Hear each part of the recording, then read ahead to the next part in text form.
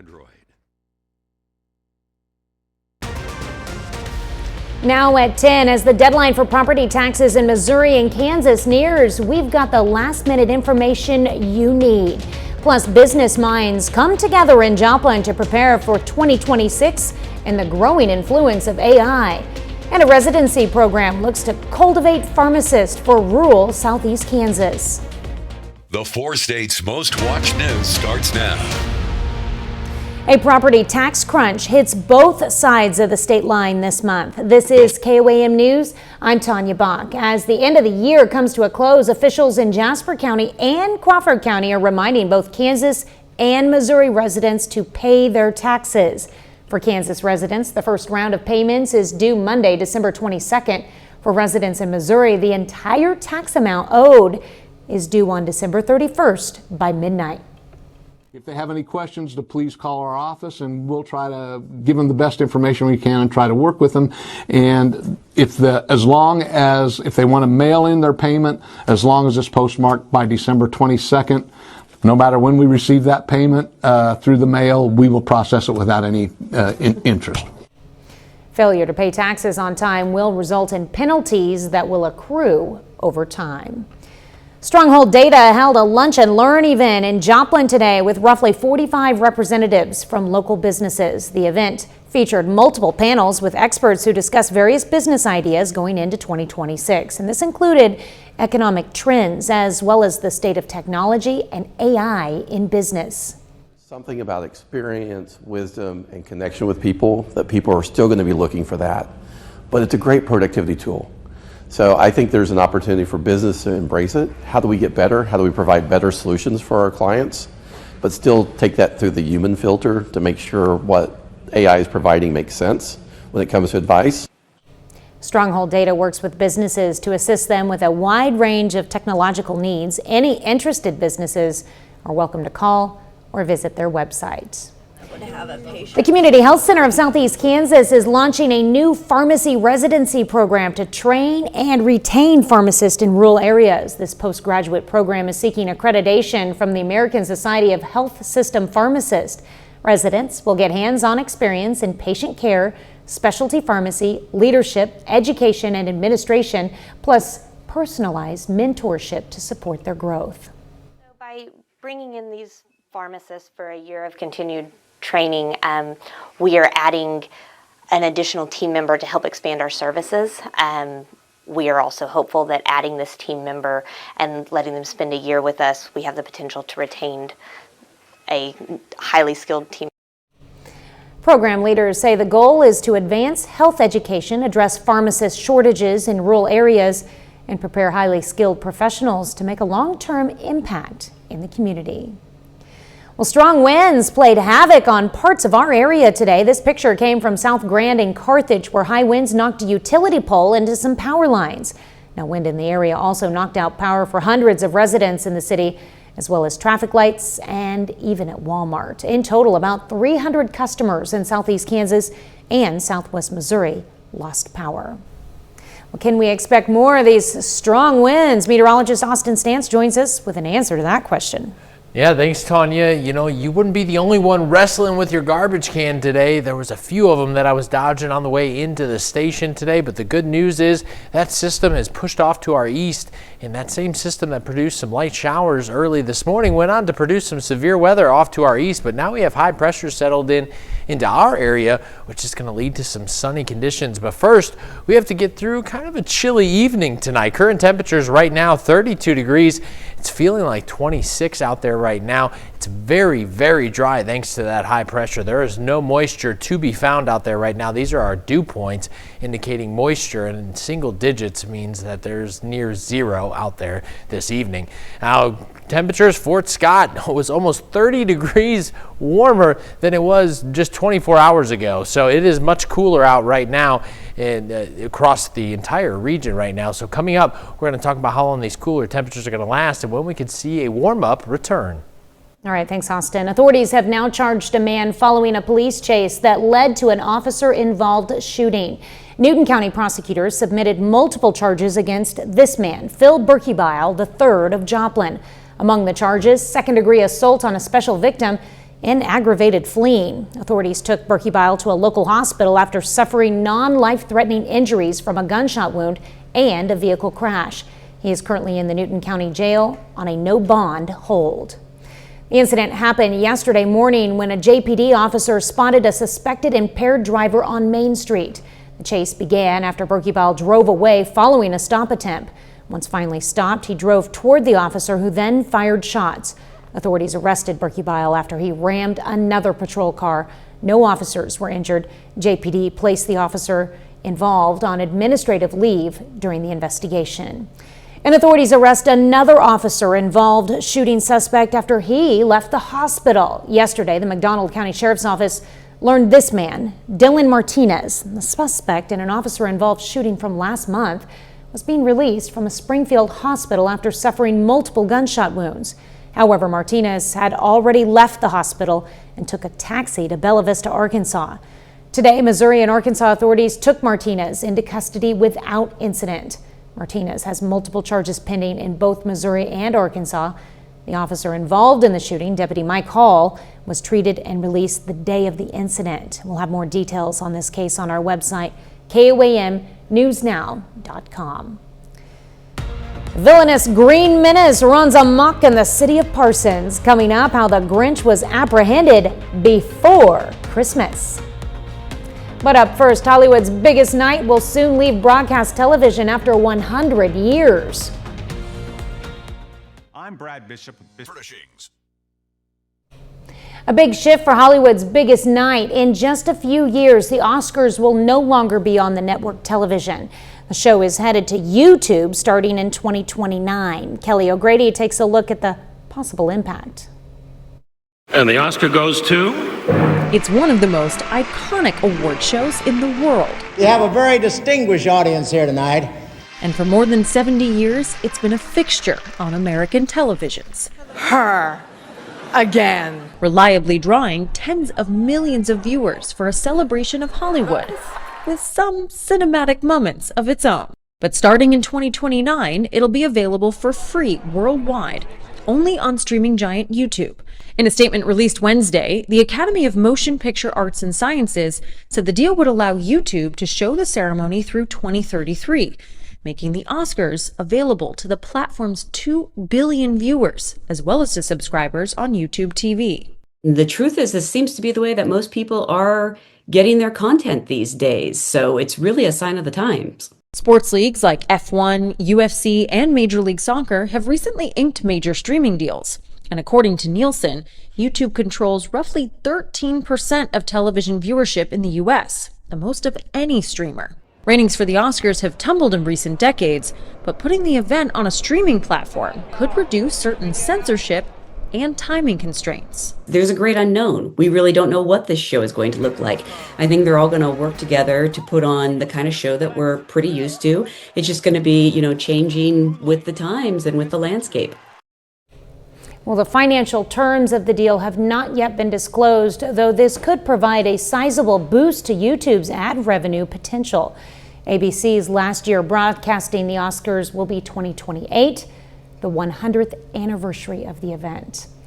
In a statement yesterday, ABC said it was proud to host the show for more than half a century.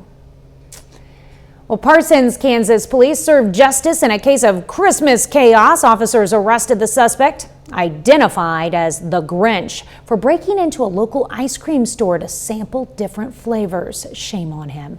Witnesses spotted the Christmas criminal in different locations around Parsons before police apprehended him. However, in the spirit of the holidays, authorities released the Grinch from jail and required him to complete community service. We got a warrant for him, and then we ended up taking him into custody. We chased him at Ace Hardware just here across the alley. And then he went to jail for a while, and then he got out on community service. Well, the Parsons Police Department would like to thank the community with their leads and involvement in this tough case. You can watch the entire Grinch caper story this Sunday night on KOAM News. A little later, grant money will go to help the Ozark Center in Joplin create safe spaces for nursing mothers. And while gusty winds are moving out, cooler temperatures are moving into your neighborhood. Details coming up.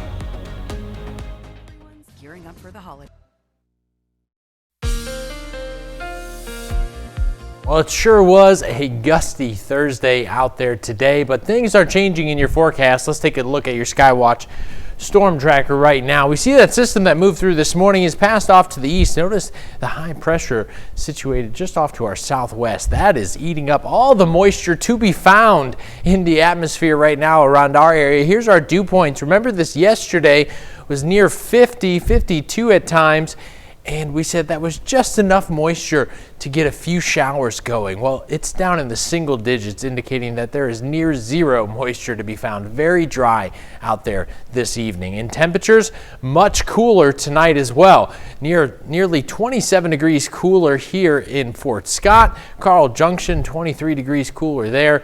And a little bit warmer off to the south, 17 degrees cooler than yesterday in Anderson right now. Temperatures, let's take a look at those. Right in the mid to low 30s, 37 in Joplin. Miami, you're at 39. If you go further north, Fort Scott, you're sitting at 27, Iola at 30. We're going to see those temperatures continue to fall tonight as that cooler air begins to move in. Notice those flags blowing around, nowhere near as vigorously as earlier today. The camera was shaking. We saw some gusts almost near 60 miles per hour. 56 is what was recorded at Joplin Regional Airport around 4:53 this evening. Now, taking a look at the winds, those are now out of the northwest. Those are anywhere from about 10 to 15 miles per hour gusting, so things have calmed down significantly outside tonight. Heading into the overnight hours, temperatures, as I mentioned, continuing falling into the 20s, so waking up tomorrow morning, it's going to feel chilly, but that's actually pretty normal for this time of year. We're only a few ticks below average for our overnight low heading into your Friday. Heading into Friday afternoon, though, things stay clear. Winds shift back out of the south. Temperatures will then be on the rise once again, making their way back into the 50s. There's really not going to be much cloud cover, so have the sunglasses ready to go heading out the door tomorrow as well, or you might need that sun visor at least. And then as we head into Friday evening, mild temperatures once again. We're back down to the 40s by 6 p.m. into the overnight hours, holding fairly steady there due to those southerly winds, so we'll only see temperatures fall into the mid to upper 40s overnight Friday. Saturday, things warm up once again, 63 degrees, plenty of sunshine. Another cold front passes on Sunday, but we're still above average in terms of temperature. So here we are Saturday, temperatures making their way near the 60s. Cloud cover begins to move in as moisture increases. A chance of a sprinkle possible heading into your Sunday evening here. Here's 4 o'clock. By the time we reach 5, 6, 7, a possible sprinkle. Most of us staying dry though. Heading into next week, well, we're in a zonal flow for the weekend, but heading into next week, warmer air really comes in as amplified ridge moves in thanks to this really strong high pressure. Our flow starts coming out of the southwest across much of the United States. It's going to be hard to find somewhere that is not going to experience above average temperatures heading into the holidays. Take a look at your next 10 days here. As we head into next week, we continue upwards in terms of temperature. 60 Monday, 68 Tuesday, 72 on Wednesday, Christmas Eve. The record temperature is 72 Christmas Day. We are very close, and I anticipate we may even match or beat a record on Christmas Day. We might as well just go for it. I think at this point we could say we're going to. I know a lot of people that like to wear shorts in the 70s. I prefer it to get a little bit warmer, but I mean, if you've got some Santa shorts, why not? Yeah, just spend some time outside, enjoy it, but still treat it like Christmas. There you go. All right. Thanks, Austin. Well, the Ozark Center earned state recognition today as a breastfeeding-friendly workplace, receiving an award for their commitment to nursing mothers. The center used a $500 grant to create 2 dedicated lactation rooms for nursing mothers, one in the Crisis Center and the other in the Leffen Center for Autism. Staff say lactation rooms like these are vitally important. There aren't enough of them. I was a young mother at one time, and it was really, really important to me working at Ozark Center at the time that I had a place and that I was encouraged to be able to do that during my workday. It's extremely important for moms to be able to do that coming back to work. Barry says the Ozark Center will continue to look for other needs for staff and families as it continues to grow. Still ahead, winter break is on the horizon for student athletes, but that doesn't stop the sports slate. We'll have highlights from 5 local area basketball games, including a pair of doubleheaders. It's the year-end sales event with the Ford Crew. Monday.com. It's a busy Thursday night on the court with plenty of local area teams in action, including doubleheaders in Frontenac and Galena, along with Webb City, the girls team playing in their home opener. Let's tip it off with the Raiders, who are back at home hosting Lamar. Early second quarter, Lakin Sullivan puts up the three-point attempt, bounces off the rim, but Reese Franklin's right there to put it back for two. Raiders take a 10-point lead.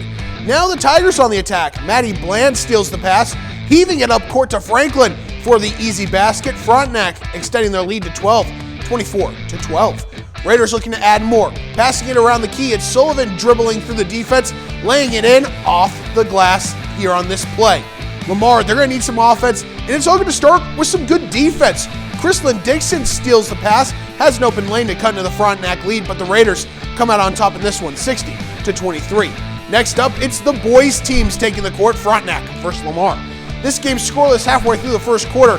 Cale Coombs in the corner. He nails a triple, and the Raiders take a 3-0 lead. But now the Tigers are rolling. It's Jude Harris working down low, drawing the foul as he gets to the basket, fighting through contact to put Lamar on the board. Now it's Jake Wegner looking to make something happen in the paint. He'll miss his first shot, but you know what they say. If at first you don't succeed, try again. He'll collect the rebound, laying it back in for the second chance points. It's the Tigers' turn now. Off a three-point miss, it's Eli Nugi with the board, putting it back up, count the hoop, and the harm. Lamar takes down Frontenac, 64-52. Moving to Galena, it's the Bulldogs battling Baxter Springs. First quarter, Galena with an early lead. Looking for more, it's Mackenzie New with the give and go to Michaela Matthews, who swings it right back to New for the lay-in. Moving to the second quarter, Bulldogs working inside out, swinging it around, getting it to Morgan Strong in the corner, and the senior, she'll drain the three to extend their lead. But here comes Baxter. It's Micah Adams hitting Layla Weaver on the backdoor cut, leaving Malia Avery wide open in the paint for the easy bucket. However, Galena's offense was just rolling in this one. Madison Boyce to Strong. She'll fire from deep again, burying another triple. She hit 4 of those in just the first half. Bulldogs dominate at home, defeating the Lions 45-19. Bulldogs boys squad looking to complete the sweep in the nightcap. Early first quarter, it's Chase Cottrell on the drive, splitting defenders, finishing at the rim on the play. Galena strikes first on the great move from Cottrell. Bulldogs defense would make some plays as well. It's Sway Dixon on the defensive end with the steal, taking it the other way for the fast break layup. Galena extends their lead, but the Lions would claw their way back in it. Logan Abbott swinging it to a wide open Isaiah Main, and his three is nothing but net. He has the celebration. Baxter takes the lead. Final minute of the first quarter. Abbott, he's going to attack the basket himself this time, fighting through contact, kissing it off the glass, and in for the finish. Lions lead by 5 after 1. Baxter Springs picks up the road win over Galena, 49-45 the final. In Webb City, it's the dome opener tonight for the Lady Cardinals, sitting at 5-1, facing undefeated McDonald County, and what a game this was. Mustangs coming out hot to open this one. First quarter pass up the court to Tatum Trudeau, who buries the mid-range jumper. McDonald County up by 16 early. Webb's offense off to a slow start, but now finding their rhythm. Kenzie Horn will drive, getting through the paint, kicking it to Brecklin Sargent, and she nails the three from the quarter. Mustangs lead cut to just 6 at half. Second half, it's Addie Burns taking the pass inside the paint. She'll spin and score. She led the team with 15 points, and this game is tied. Shortly after, Whitley Keith is going to take a pass on the wing. She has a three-point attempt, nobody near. Webb City takes their first lead of the game with Keith hitting that three. A little more than a minute left. McDonald County gets off some nice passes in the paint, and it's Layla Wallane finishing it. Mustangs don't look back. They spoil Webb City's home opener with a 52-48 victory to stay undefeated. Some great sports action, a great matchup in Webb City. Got some help from Zach Dobbs there, but some great highlights tonight as well. Yeah, we appreciate the help from Zach, but you guys were all over the place tonight shooting basketball. Like we're always all over the place, it seems like. We like that. All right, well, thank you, and that is a look at sports. We're back after this. Every visit to Kansas Crossing Casino is where the a four-state hero. Well, a coffee house in Jay, Oklahoma looks to serve up more than hot beverages thanks to a familiar face from the North Pole. As KOAM's Ty Park shows us in tonight's Doing Good, Mrs. Claus spreads holiday cheer and the joy of giving. In Jay, Oklahoma, a woman saw a need in the community and stepped up. People will come to Mrs. Claus sometimes before they'll go to a pastor because I'm less threatening. Mrs. Claus has a purpose to remind people of the reason for the season. And it's the whole idea, the spirit of giving. And so the reason Mrs. Claus exists is to teach children there's more happiness in giving than there is in receiving. And the first thing they do is when they are brought up here to me as a family, is I introduce them to the story of Christmas. The reason that we give is because God gave the greatest gift, which is Jesus Christ. There is a selection of gifts that the children can give to their parents, as well as shopping area to get toys for the children. Where there are a lot of people that are financially stressed and don't have a way to buy presents for their children. And so we are transitioning our church into an outreach church. We want to reach out in the community, not within totally our physical building, but also we want to go out in the community. Mrs. Claus Coffee House will be at the J Bible Church. People can stop by, grab a coffee, talk to Mrs. Claus about anything. In J, Oklahoma, Ty Parks, KOAM News. Anyone can help the J Bible Church or donate if they're interested. Just reach out to the church for more information. All right, final sports note. Weather. I can try sports, but Ryan will do it much better. But I don't think you want me trying more, Ryan. Well, the winter solstice starts Monday, but it's not going to feel much like winter out there at all. Temperatures continue to go up as we head for Christmas, talking about record temperatures possibly. Now, if we had outdoor sports going on right now, it'd be perfect. Yeah, this would be the perfect year to have some football later in the year. It'll be great for me at the Chiefs game, but it seems like we're getting into a little bit of a downtime with winter break, but hopefully some athletes will still be practicing. But definitely will be nice turn of the year when we have all the games coming up. That's right. Well, thank you for watching. Have a great evening and an even better Friday.